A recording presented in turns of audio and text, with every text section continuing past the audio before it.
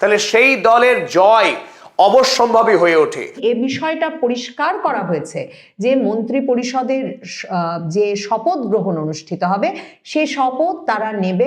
সেই ক্ষেত্রেও কিন্তু এবারের নির্বাচনেও জামাতকে তার খেসারত দিতে হলো। এদেরকে নিশ্চিতভাবে বিএনপির কাজে লাগানো উচিত পরবর্তী মন্ত্রিসভাতেও। বাংলাদেশের বহু প্রতীক্ষিত ত্রয়োদশ জাতীয় সংসদ নির্বাচন সমাপ্ত হয়েছে 12ই ফেব্রুয়ারি, আর আজ 13ই ফেব্রুয়ারির সন্ধ্যাবেলায় জাতীয় নির্বাচন কমিশনার ইতিমধ্যেই সরকারিভাবে এই ত্রয়োদশ নির্বাচনের ফলাফল ঘোষণা করেছে, যাতে দেখা গেল বিএনপি ভূমিধস বিজয় লাভ করেছে।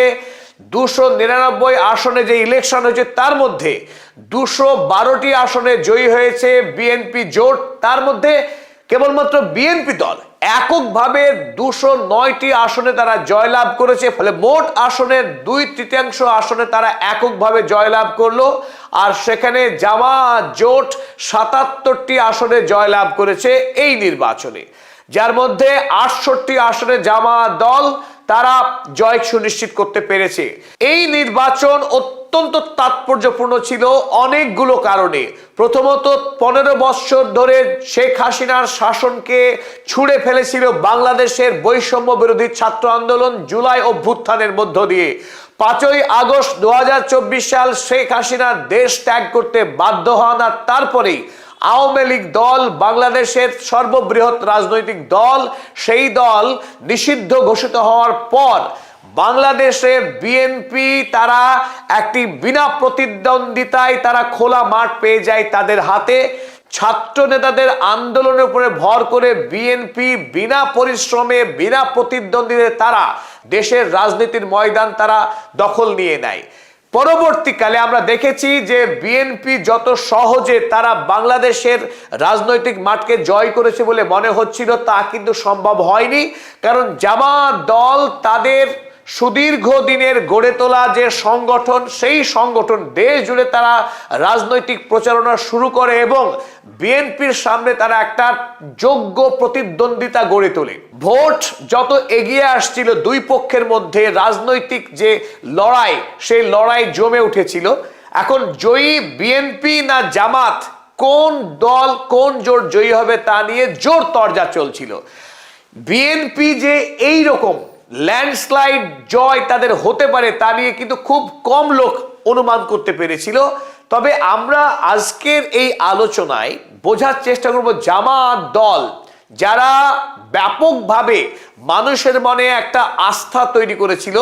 দেশ এবং বিদেশের অধিকাংশ কাগজ বা মিডিয়া হাউস তারা বলতে শুরু করেছিলেন যে জামাত দল হয়তোবা এই ত্রয়োদশ নির্বাচনে বিজয়ী হয়ে প্রথমবারের মতো বাংলাদেশের ইতিহাসে তারা রেকর্ড সৃষ্টি করে সরকার তৈরি করতে পারে। কিন্তু হলো ঠিক তার উল্টো। তারেক রহমান ভোটের মাত্র কয়েকদিন আগে তিনি দীর্ঘ 18 বছরের প্রবাস জীবন শেষ করে দেশে ফিরেছিলেন বিজয়ীর বেশে। কিন্তু দেশে ফিরবার পরই খালেদা জিয়ার মৃত্যুতে পুরো রাজনৈতিক সমীকরণ তাৎক্ষণিকভাবে কিন্তু ধাক্কা খেয়েছিল। তবু তারেক রহমান দেশ জুড়ে তার ঝটিকা প্রচার করে বিএনপি দলের কর্মী সমর্থক তথা সাধারণ ভোটারকে এমন মাত্রায় উজ্জীবিত করতে পেরেছেন যে দেশে এই নজিরবিহীন সাফল্যকে সুনিশ্চিত করে তিনি প্রথমবারের মতো প্রধানমন্ত্রীর আসন অলংকৃত করতে যাচ্ছেন। বাংলাদেশের ভাগ্য এখন তারেক রহমানের হাতে। তারেক রহমান নতুন বাংলাদেশ গড়ার যে স্বপ্ন তিনি বিক্রি করেছেন বাংলাদেশের মাঠে ময়দানে, বাংলাদেশের সাধারণ মানুষ তার যে I have a plan, Martin Luther King জুনিয়রের যে স্বপ্ন আই হ্যাভ এ ড্রিম, তার আলোকে তিনি বলেছিলেন আই হ্যাভ এ প্ল্যান। সেই প্ল্যান তিনি বিক্রি করলেন ফ্যামিলি কার্ড। তিনি প্রচার করলেন প্রতিটা পরিবারের মহিলা প্রধানকে 2500 টাকা করে দেওয়ার কথা তিনি বললেন, যে এমনকি প্রধানমন্ত্রী পরিবার পর্যন্ত বাংলাদেশের প্রতিটি পরিবার ধনী দরিদ্র নির্বিশেষে প্রতিটি পরিবারের নারী প্রধান তিনি 2500 টাকা করে পেয়ে যাবেন। বিনিময়ে টাকা যদি গ্রহণ না করে রেশন পাবে। এই ঘোষণা বাংলাদেশের মানুষের মধ্যে কিন্তু একটা ব্যাপক বিশ্বাস তৈরি করেছিল। আমরা দেখলাম যে বিএনপি দল ব্যাপকভাবে জয়ী হলো। এখন প্রশ্ন আমাদের আজকের আলোচনার, জামায়াতের আমির ডক্টর শফিকুর রহমান, অনেকেই অনুমান করেছিলেন যে ডক্টর শফিকুর রহমানের নেতৃত্বে বাংলাদেশের নতুন সরকার তৈরি হবে। তা এই প্রত্যাশা তাদের যে সততার ভাবমূর্তি, কারণ বাংলাদেশের অধিকাংশ মানুষ তারা জামায়াতকে ভোট দিন আর নাইবা দিন, তারা কিন্তু একথা অন্তর থেকে বিশ্বাস করে যে জামাতের নেতা কর্মীরা সৎ, তাদের সততা নিয়ে কোনো প্রশ্ন তোলা যাবে না। দ্বিতীয়ত, জামায়াত দলের কর্মীরা বাংলাদেশের মানুষের কাজ করেছেন অতীতে, তারা হারুন বা জিতুন বাংলাদেশের মানুষের কাজ করবেন। এত সত্ত্বেও বাংলাদেশের মানুষ তারা শেষ পর্যন্ত জামায়াত দলের উপরে আস্থা রাখতে পারেননি।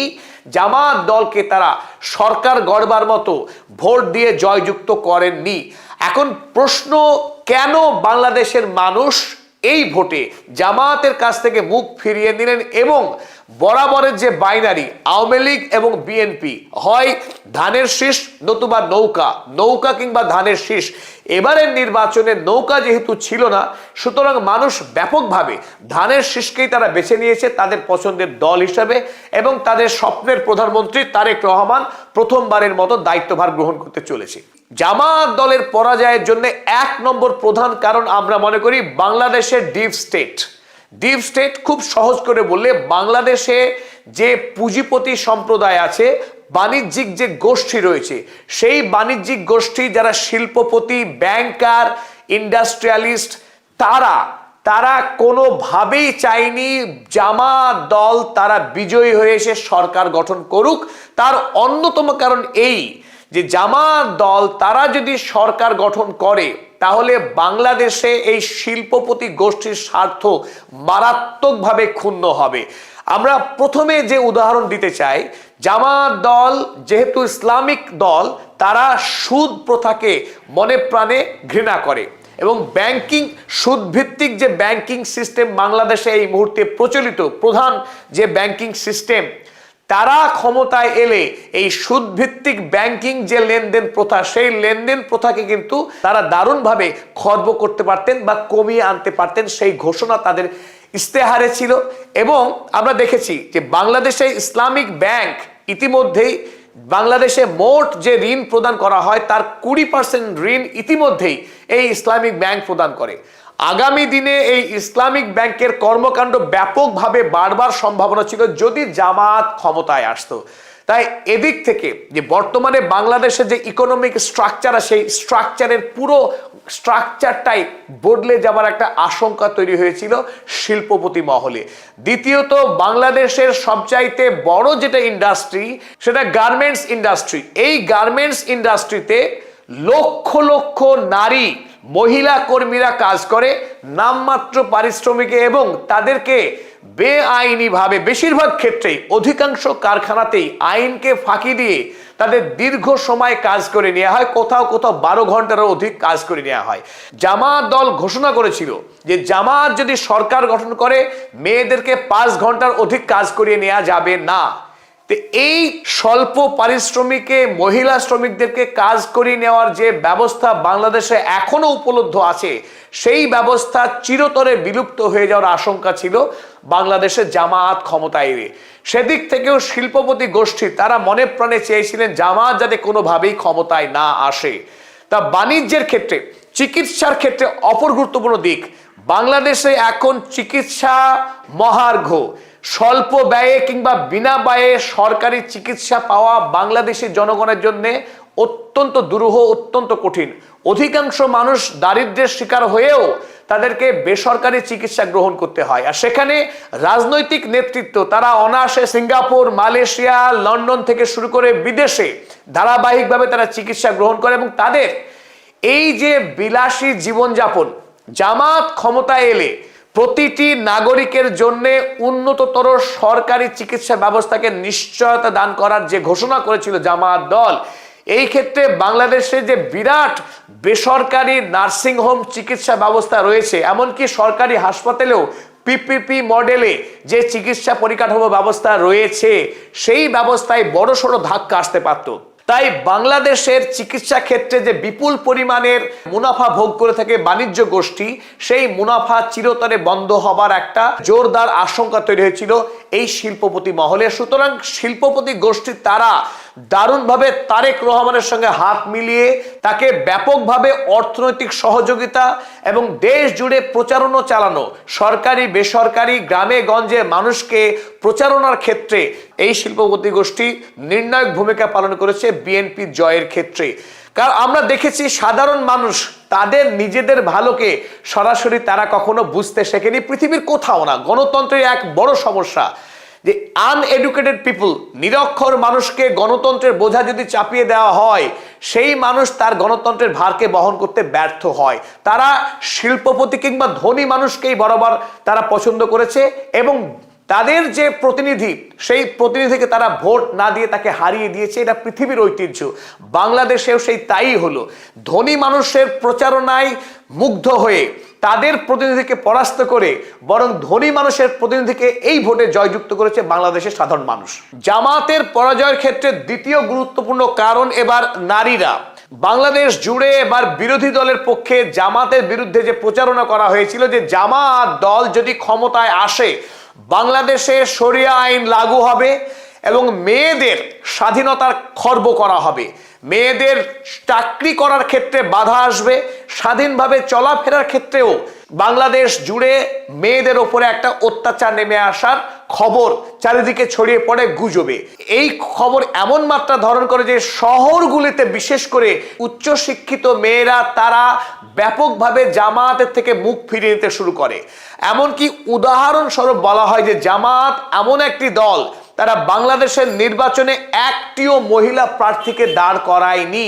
এখান থেকেই প্রমাণ হয় যে জামাত নারী স্বাধীনতার বিরুদ্ধে এবং জামাত পিতৃতান্ত্রিক অর্থাৎ পুরুষতান্ত্রিক সমাজে নারীকে শোষণের যে ধারণা, সেই ধারণায় বিশ্বাস করে জামাত। ফলশ্রুতি হিসেবে এই নির্বাচনে বেসরকারি হিসেবে বাংলাদেশের 70% মেয়েরা তারা জামাতকে ভোট না দিয়ে তারা বিএনপিকে ভোট দিয়েছে এবং এই বিএনপির ল্যান্ডস্লাইড ভিক্টরিতে মেয়েদের ব্যাপক ভূমিকা রয়েছে। দ্বিতীয়ত এইখানেই মহিলারা বিএনপির ঘোষিত যে ফ্যামিলি কার্ড যাতে ছিল যে প্রতিটি পরিবারের যে প্রধান নারী সেই নারীর অ্যাকাউন্টে 2500 টাকা যুক্ত হবে প্রতি মাসে, এই ঘোষণা দারুণভাবে শক্তি জুগিয়েছে নারীদেরকে জামাত থেকে মুখ ফিরিয়ে নেওয়ার ক্ষেত্রে। 3 নম্বর গুরুত্বপূর্ণ কারণ জামাতের পরাজয়ের ক্ষেত্রে আওয়ামী লীগ দল।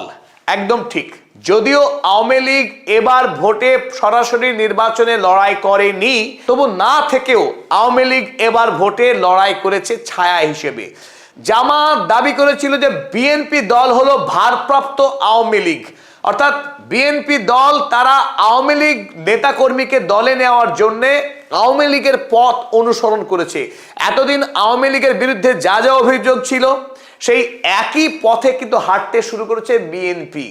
ফলে ভারপ্রাপ্ত আওয়ামী লীগ এই অভিযোগ জামাতের ক্ষেত্রে বুমেরাং হলো এইভাবে যে আওয়ামী লীগ নেতাকর্মী যারা বাংলাদেশে আছেন এখনো যারা আওয়ামী লীগ দলকে পছন্দ করেন অন্তত ভেতরে ভেতরে, তারা প্রত্যেকে বিপুল সংখ্যক মানুষ এই বিএনপি দলে তারা যুক্ত হয়েছে এবং বিএনপির হাতকে তারা শক্ত করেছে। তার অন্যতম প্রমাণ কি? তার প্রমাণ হলো বাংলাদেশে যে গণভোট হয়েছে, এই গণভোটে আমরা দেখলাম তাৎপর্যপূর্ণভাবে এই না ভোট দিয়েছে 31.94।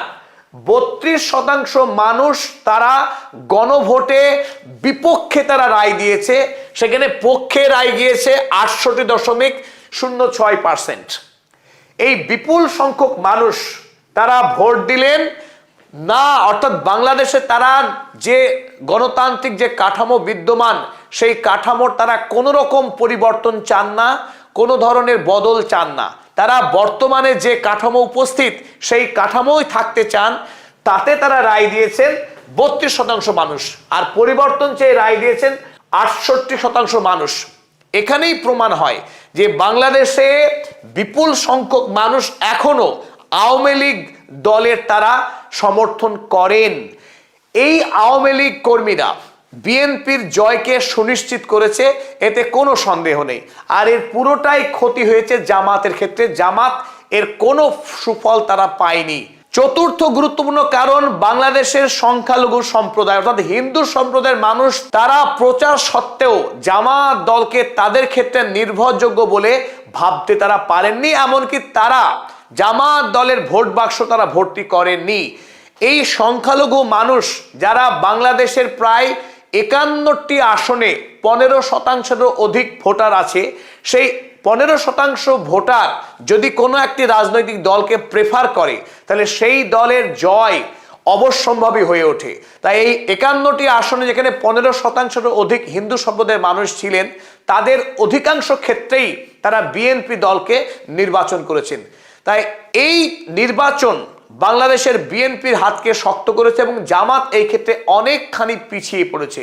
তাই মাইনরিটি ভোট জামাতের পরাজয়ের ক্ষেত্রে একটা নির্ণায়ক ভূমিকা পালন করেছে। পঞ্চমত, জামাতে ইসলামী দলের গায়ে এখনো 71 সালের মুক্তিযুদ্ধের বিরোধিতা, এই মুক্তিযুদ্ধে পাকিস্তানকে সহায়তা করা যে অভিযোগ এতদিন ধরে গায়ে বহন করছে জামাত, সেই দাগ এখনো পুরোপুরি গা থেকে মুছতে পারেনি জামাত দল। সেই ক্ষেত্রেও কিন্তু এবারের নির্বাচনেও জামাতকে তার খেসারত দিতে হলো ভোটে পরাজিত হওয়ার মধ্য দিয়ে। এবং ষষ্ঠত, আমেরিকা যুক্তরাষ্ট্র তারা চাইছিল বাংলাদেশের জামাত ক্ষমতায় আসুক, এই খবর বাংলাদেশের আকাশে বাতাসে ছড়িয়ে যায়। আর এই খবরটাকে বিএনপি দল তারা দারুণভাবে কাজে লাগায় যে জামাত যারা রক্ষণশীল মুসলিম দল, সেই জামাত কিনা আমেরিকার সঙ্গে আতাত করে ক্ষমতায় আসতে চায়, তাহলে তারা কত বড় সুযোগ সন্ধানী, এবং তারা যদি ক্ষমতায় আসে তাহলে দেশকে আমেরিকার হাতে তুলে দেবে এবং দেশের সর্বনাশ করবে। এই প্রচারণা ব্যাপকভাবে শুরু হয়ে যায় বাংলাদেশ জুড়ে। বিএনপি দলের যারা প্রবীণ নেতাকর্মী, তাদের দীর্ঘ রাজনৈতিক অভিজ্ঞতাকে এই ক্ষেত্রে দারুণভাবে কাজে এসেছে। যদিও তাদের অনেকের নামে চাঁদাবাজি বা জুলুমবাজির মতো অনেক অভিযোগ রয়েছে, কিন্তু নিজের দলকে জয়ী করার ক্ষেত্রে তারা মাস্টার স্ট্রোক চেলে দিয়েছে জামাতের বিরুদ্ধে। সর্বশেষ এবং অত্যন্ত গুরুত্বপূর্ণ আরো একটি কারণ যার কারণে জামাত পরাস্ত হয়েছে, আর সেই ক্ষেত্রে আমাদের ব্যক্তিগত অভিজ্ঞতা রয়েছে। বাংলাদেশ যখন আমরা সফর করছিলাম, অধিকাংশ মানুষের সঙ্গে আলোচনায় একটি বিষয় বারবার উঠে এসেছিল, তা হলো যে জামাত দল নিঃসন্দেহে সৎ এবং নির্ভরযোগ্য, তাদেরকে ভরসা করা যায়, জামাতের নেতৃত্ব কোনো অসৎ অন্যায় কাজ বা চাঁদাবাজি করবে না। কিন্তু আমাদের মনে হয় জামাত দল পরাস্ত হবে, তারা ক্ষমতায় আসতে পারবে না। সুতরাং আমাদের ভোট আমরা নষ্ট করতে চাই না, বিএনপিকেই ভোট দিয়ে আমরা জয়ী করতে চাই। যে দল জয়ী হবে সেই দলের সঙ্গে আমরা আছি। এই যে সাধারণ মানুষের যে আইডিয়া, গ্রামীণ মানুষ, শহরের মানুষ, তাদের অনেকের মধ্যেই এই ভাবনাটা কাজ করেছে জামাত ক্ষমতায় আসতে পারবে না, সুতরাং তারা ভোট নষ্ট না করে তারা বিএনপিকেই জয়যুক্ত করেছে। আর এই আলোচনা আমরা আগামীতেও চেষ্টা করব বোঝার যে বাংলাদেশে বিএনপি ক্ষমতায় আসার পর বাংলাদেশের যে জুলাই বিপ্লবের আকাঙ্ক্ষা, সেই আকাঙ্ক্ষা আদৌ কি বাস্তবায়িত হবে না বাংলাদেশ কোন পথে, তা নিয়ে আমরা পরের ভিডিওতে আবার আলোচনা ফিরছি আপনাদের সামনে। বিস্মিত সম্ভবত হতেই হয় যে এই খবর একরকম নিশ্চিত করে আমার দেশ পত্রিকা বলছে যে এ দুজনের বাইরে যে দুজনকে অন্তর্বর্তীকালীন সরকারের উপদেষ্টা পরিষদ থেকে বিএনপি নিচ্ছে, তার মধ্যে একজন আইন উপদেষ্টা আসিফ নজরুল এবং আরেকজন সংস্কৃতি উপদেষ্টা মোস্তফা সরোয়ার ফারুকী। কারণ বিএনপির ভেতরে নাকি এই আলাপ তুঙ্গে যে এরা দুজন এত ভালো কাজ করেছেন যে এদেরকে নিশ্চিতভাবে বিএনপির কাজে লাগানো উচিত পরবর্তী মন্ত্রিসভাতেও। নির্বাচনে তারেক রহমান নেতৃত্বাধীন বিএনপি সংখ্যাগরিষ্ঠতা পাওয়ার পর, নিরঙ্কুশ সংখ্যাগরিষ্ঠতা পাওয়ার পর তারেক রহমান ভাবী প্রধানমন্ত্রী হিসেবে এখন ব্যস্ত সময় কাটাচ্ছেন মন্ত্রী পরিষদের সদস্যদের বাছাই করে নিতে। কাজেই বিএনপির ভেতর বাইরের বিভিন্ন সূত্র মতে বিভিন্ন খবর সংবাদ মাধ্যমে বেরিয়ে আসছে যে কারা এই মন্ত্রী পরিষদে ঢুকতে যাচ্ছে এবং কারা মন্ত্রিসভায় ঢুকছেন বিএনপির সরাসরি রাজনৈতিক দলের বাইরে থেকে, কিংবা যারা সংসদ সদস্য নির্বাচিত হননি, বিএনপির এমন কোন কোন নেতা টেকনোক্র্যাট কোটায় মন্ত্রিসভায় ঢুকতে পারছেন। একরকম পরিষ্কার, তারেক রহমান এবং বিএনপি সংবিধানের বাইরে গিয়ে ইউনূস সরকারের প্রেসক্রিপশন মতো কোনো শপথ গ্রহণে রাজি হচ্ছেন না, এবং সে কারণেই এ বিষয়টা পরিষ্কার করা হয়েছে যে মন্ত্রী পরিষদের যে শপথ গ্রহণ অনুষ্ঠিত হবে সে শপথ তারা নেবেন সংবিধান অনুযায়ী রাষ্ট্রপতি শাহাবুদ্দিন চুপ্পুর বাসভবন বঙ্গভবনে। এবং মন্ত্রিপরিষদ সচিব একথা জানিয়ে দিয়েছেন যে নতুন মন্ত্রিসভার শপথ হতে পারে সর্বোচ্চ আগামী 3 থেকে 4 দিনের মধ্যে। বঙ্গভবনে সংবিধান অনুযায়ী এই রাষ্ট্রপতি এ শপথ পড়াবেন। তবে জানিয়ে রাখা ভালো, ইউনূস সরকার এখনো ঠিক করে উঠতে পারে নাই সংসদ সদস্যদের শপথ গ্রহণ করাবেন কারা। প্রেস সচিব শফিকুল আলম আর ইউনূস সরকারের সংবিধান প্রণেতা আলী রিয়াজ, তারা দুজন মিলে সংবাদ সম্মেলনে এসে বলেছেন 17 তারিখের বেশি কিছুতেই দেরি হবে না একটা সংসদ সদস্যদের শপথ পড়াতে। তবে কে শপথ পড়াবেন সেটা তারা পরবর্তীতে জানিয়ে দেবেন। বিএনপির মির্জা ফখরুল ইসলাম আলমগীর, রুহুল কবির রিজভী আহমেদের মতো নেতা যারা কিনা বিএনপির দুর্গটা একরকম ধরে রেখেছিলেন পুরো আওয়ামী লীগ শাসনামল জুড়ে, সেই নেতারা মন্ত্রী হচ্ছেন, সেটা খুবই স্বাভাবিক। এবং এরই মধ্যে মির্জা ফখরুল ইসলাম আলমগীরকে কোনো সংবাদ মাধ্যম লিখছে যে তাকে স্থানীয় সরকার মন্ত্রণালয় দেওয়া হতে পারে। আর প্রায় প্রত্যেকটি সংবাদপত্র যারা মন্ত্রিসভা কেমন হবে তা নিয়ে খবর লিখছে, মানব জমিন, আমার দেশ পত্রিকা, সারা বাংলা, তারা প্রত্যেকেই বলেছেন যে রুহুল কবির রিজভী আহমেদকে তথ্য সম্প্রচার মন্ত্রণালয়ের দায়িত্ব দেওয়া হতে পারে। মির্জা ফখরুল ইসলাম আলমগীর এবং মঈন খান, বিএনপির আগের আমলেরও মন্ত্রী, এ দুজনকে রাষ্ট্রপতি পদে বিবেচনা করা হচ্ছে, সে খবর আবার দিচ্ছে মানব জমিন পত্রিকা। কিন্তু আমার দেশ পত্রিকা বিস্ফোরক খবর নিয়ে এসেছে। যে বিস্ফোরক খবর কতটা বিস্ময়কর আমি জানি না, কারণ আমি বরাবর বলছিলাম যে তারেক রহমানের ওপর যেমন একটা জাতীয় সরকার গঠনের চাপ থাকবে, জামায়াতে ইসলামী, জাতীয় নাগরিক পার্টি সহ একটা মন্ত্রিসভা গঠনের চাপ থাকবে, তেমনি তার উপর চাপ থাকবে ইউনূসের সরকার থেকে কয়েকজনকে নিয়ে নেওয়ার। কারণ এদের প্রত্যেকের পক্ষে আসলে আবারও সাধারণ জীবনে ফিরে যাওয়া যেমন সম্ভব হবে না, তেমনি ইউনূস সরকারের নানা অ্যাসাইনমেন্ট পূরণের পুরস্কার হিসেবেও এদের একদলকে বিএনপির নেওয়ার একরকমের চাপ থাকবে। সেই আশঙ্কা বা সেই সম্ভাবনা আমি বারবারই ব্যক্ত করেছিলাম। এক্ষেত্রে সালেউদ্দিন আহমেদকে অর্থ মন্ত্রণালয়ে রেখে দেওয়া হতে পারে, পরিকল্পনা মন্ত্রণালয়ে ওয়াহিদুদ্দিন মাহমুদকেই রেখে দেওয়া হতে পারে, এই খবর যেমন আমার দেশ দিয়েছে। এবং মনে রাখবেন, সালেউদ্দিন আহমেদ এবং ওয়াহিদুদ্দিন মাহমুদ এ দুজনকেই বিএনপির পরামর্শেই কিন্তু অন্তর্বর্তীকালীন সরকারের উপদেষ্টা হিসেবে নিয়োগ দেওয়া হয়েছিল। সালেউদ্দিন আহমেদ অত্যন্ত ঘনিষ্ঠ বিএনপি আমলের গভর্নর ছিলেন। পরিকল্পনা উপদেষ্টা হিসেবে দায়িত্ব পালনরত ওয়াহিদুদ্দিন মাহমুদ নিজেই সংবাদ মাধ্যমের সামনে কয়েক দফায় বলেছেন যে তিনি মির্জা ফখরুল ইসলাম আলমগীরের যেহেতু সহপাঠী ছিলেন, কাজে তার পরামর্শে এ দফার অন্তর্বর্তীকালীন উপদেষ্টা পরিষদে তিনি জায়গা পেয়েছেন। কাজে এ দুজনকে বিএনপি তাদের অভিজ্ঞতা এবং বিএনপি ঘনিষ্ঠতার জন্যে, বহু দশকের বিএনপি ঘনিষ্ঠতার জন্যে রেখে দিতে পারেন এবং মন্ত্রিসভায় তাদেরকে আনা হতে পারে, আমন্ত্রণ জানানো হতে পারে। এই খবর যেমন আমার দেশ দিয়েছে, বিস্মিত সম্ভবত হতেই হয় যে এই খবর একরকম নিশ্চিত করে আমার দেশ পত্রিকা বলছে যে এ দুজনের বাইরে যে দুজনকে অন্তর্বর্তীকালীন সরকারের উপদেষ্টা পরিষদ থেকে বিএনপি নিচ্ছে, তার মধ্যে একজন আইন উপদেষ্টা আসিফ নজরুল এবং আরেকজন সংস্কৃতি উপদেষ্টা মোস্তফা সরোয়ার ফারুকী। কারণ বিএনপির ভেতরে নাকি এই আলাপ তুঙ্গে যে এরা দুজন এত ভালো কাজ করেছেন যে এদেরকে নিশ্চিতভাবে বিএনপির কাজে লাগানো উচিত পরবর্তী মন্ত্রিসভাতেও। অথচ নভেম্বরে যখন মোস্তফা সরোয়ার ফারুকী নিয়োগ পেয়েছিলেন, তখন কিন্তু বিএনপি, জামাত সকল তরফে আওয়াজ উঠেছিল যে এই ব্যক্তিকে ঠিক কে নিয়োগ দিলেন। বিশেষ করে বিএনপি ঘনিষ্ঠ সংস্কৃতি কর্মীরা রীতিমতো ফেসবুকে একের পর এক প্রমাণ হাজির করছিলেন যে আওয়ামী লীগের দশক শাসনামলে মোস্তফা সরোয়ার ফারুকী সরকারি প্রায় সকল অনুষ্ঠানে কিভাবে গুরুত্বের সঙ্গে আমন্ত্রণ পেয়েছেন, যোগ দিয়েছেন। আর তার স্ত্রী বঙ্গবন্ধুকে নিয়ে তৈরি মুজিব সিনেমাতে অভিনয় থেকে শুরু করে শেখ হাসিনা সহ সরকারের মন্ত্রীদের কতটা ঘনিষ্ঠ ছিলেন এবং কিভাবে তাদের সঙ্গে সকল সামাজিক সাংস্কৃতিক অনুষ্ঠানে যোগ দিয়ে আসছিলেন। এখন এহেন মোস্তফা সরোয়ার ফারুকীকে নেওয়ার জন্য বা রেখে দেওয়ার জন্য বিএনপির ভেতরে কারা বড় ধরনের তদবির করছে, সেটা একটা বিস্ময় বটে।